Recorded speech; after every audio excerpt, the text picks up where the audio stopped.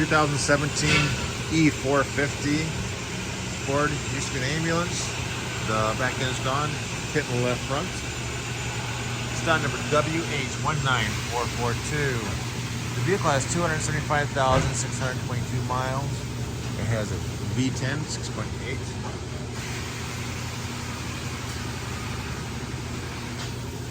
They took the gas tank out, so I can't make it run. This is super clean. There are cross plugs on the heads.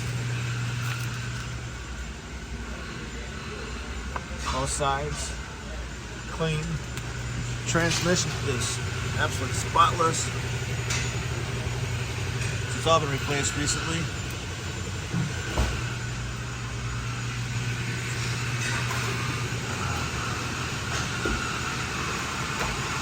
Rear end does have some play in it, so let's be a good rebuildable. It's a 456 posi. Nice pair of doors, seats.